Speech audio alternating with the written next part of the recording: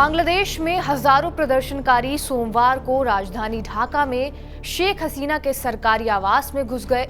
उनके पिता मुजीबुर रहमान की प्रतिमा को हथौड़ों से तोड़ दिया और उनकी पार्टी के कार्यालयों में आग लगा दी। प्रदर्शनकारी प्रधानमंत्री के रूप में शेख हसीना के जाने का जश्न मना रहे थे। शेख हसीना ने उनकी सरकार के खिलाफ हो रहे हिंसक प्रदर्शन के बीच ही इस्तीफा दे दिया और वो देश छोड़कर चली गई।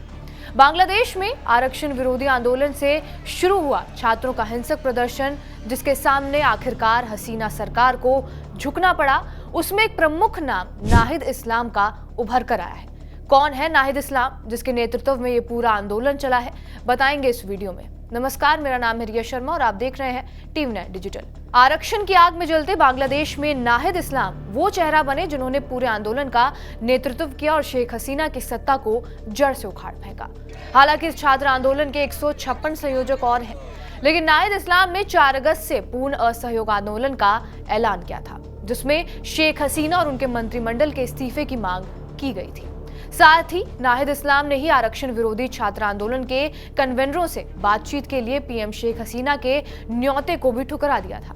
इस दौरान नाहिद ने कहा था कि देश में इमरजेंसी या कर्फ्यू कोई बांग्लादेशी स्वीकार नहीं करेगा और ना ही हम कोई बातचीत करने को तैयार है। अब कौन है ये नाहिद इस्लाम? नाहिद इस्लाम 32 वर्षीय ढाका यूनिवर्सिटी के एक छात्र हैं और उनके नेतृत्व में ही बांग्लादेश में युवाओं ने शेख हसीना सरकार के खिलाफ जमकर प्रदर्शन किया। इस आंदोलन में 10,000 से ज्यादा लोग शामिल हुए। नाहिद इस्लाम को 19 जुलाई 2024 की आधी रात को साबुज बाग से कम 25 लोगों ने उठाया था। इस दौरान उसकी आंखों पर पट्टी बांधी गई और एक कमरे में उसे ले जाया गया। आरोप यह है कि इस दौरान नाहिद से छात्र आंदोलन के बारे में पूछताछ की गई और उसे प्रताड़ित भी किया गया। इसके बाद 21 जुलाई को नाहिद पूर्वांचल में एक पुल के नीचे बेहोश और बुरी हालत से घायल मिला।